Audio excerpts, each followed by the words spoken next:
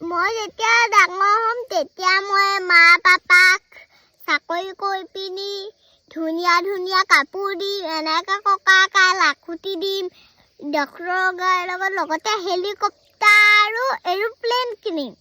মাহীকে এনেকৈ ককাকে মাকে পাপাকে উঠাই লৈ ফুৰিম।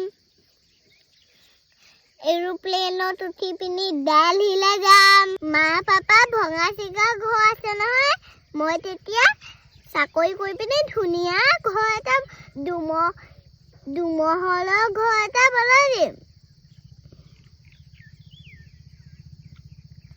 আৰু মা পাপাই তাতে থাকিব। মায়ে পাপাই তাতে মিলিজুলি থাকিব। আমিও নিজে তেনেকুৱাকৈ বনাই ল'ম। 3 মহলীয়া ঘৰ বনাম। আৰু আমিও তাতে থাকিম। মা পাপাক কষ্ট কৰিবলৈ নিদিওঁ, ককাক মাংস কাটিবলৈ নিদিওঁ, এনেকো কষ্ট কৰিবলৈ নিদিওঁ।